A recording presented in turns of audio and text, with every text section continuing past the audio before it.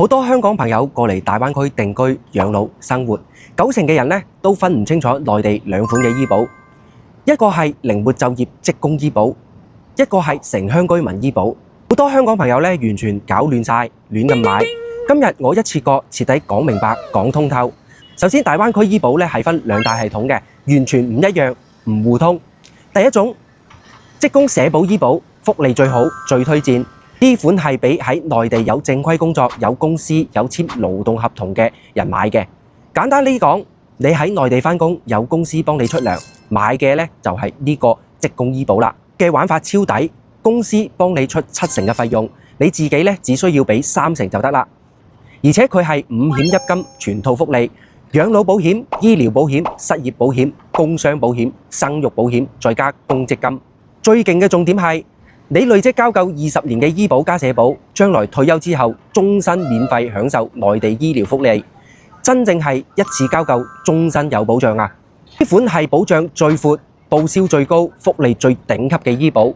第二種城鄉居民醫保，純醫療，福利好低，呢個就好多香港人亂買。大家記住，居民醫保淨係得醫療報銷，冇養老，冇公積金，冇任何嘅退休福利。同職工社保係兩個世界、兩個系統，千祈唔好搞亂啦。講完基礎，即刻講大家最緊張、最實用。珠海同中山住院報銷真實差距，我分兩 part 講。第一，普通住院報銷規則；第二，重大疾病、大病報銷差距，呢個最影響港人養老。首先，珠海住院報銷超簡單、超良心。珠海規則超爽，一刀切。普通住院直接報90%，只係有少少自費嘅門檻。1級社區醫院自付墊底300蚊，2級綜合醫院自付墊底500蚊，3級公立大醫院自費墊底將近1000蚊。規則超簡單，你俾埋呢筆墊底費之後咧，剩低所有合規嘅醫療費，政府直接報90%啊！你自己只需要俾1成就得啦。而且珠海對小朋友超級體貼，學生未滿18歲嘅細路，住院墊底費直接打半價。再講中山住院報銷分等級，落差好大。中山就冇珠海咁爽，唔係一刀切，睇醫院級數報銷。社區醫院就近門診，最高報92%；2級醫院可以報90%；3級大醫院淨係可以報80%。大家見到差距未？你喺中山睇大病，去3甲醫院，比珠海少報10%。小病就差唔多，大病隨時爭幾萬蚊嘅開支啊！超重要嘅隱藏規則，好多香港人完全唔知。珠海醫保買幾耐，直接決定你報銷嘅上限。好多人買咗醫保，但係唔知點解報得少，因為未夠年限啊！買保首6個月內呢，年度最高報銷2萬；買滿6個月到1年，年度報銷最高8萬；買滿1年以上呢，先解鎖頂格嘅40萬醫療報銷額度。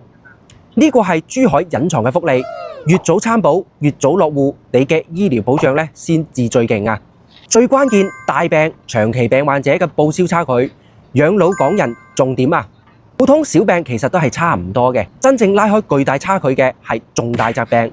中山同珠海大病邏輯一樣，自付越多，報銷越高。年度自付1.5萬到3萬區間，兩地都係報60%。3萬以上高額開支，兩地都係報65%。好似一樣，錯。核心嘅差距係後邊。中山嘅大病報銷卡得超嚴，限制超多，審批好緊。但係珠海重大疾病最高可以報到85%，呢個先係王炸嘅差距。總結一句最真實嘅話：普通小病住院，中山、珠海差唔多；大病、慢性病、長期醫療開支，珠海福利完勝中山。如果你屋企有長者，有長期病患，打算返灣區養老、長期定居、穩定就醫，揀城市真係好緊要㗎。醫療開支係人生最大嘅隱形使費，單單呢個醫療福利差距已經足夠影響你幾十年嘅定居選擇。想知珠海、中山邊個城市更適合香港人養老、定居置業？想知港人點買最抵職工醫保？隨時私信問我。我係 Alex， 一個敢講真話嘅地產博主，專門幫香港朋友拆解灣區定居福利、置業避坑、生活真實資訊。咁今期嘅節目就到呢度，我哋下期再見啦，拜拜。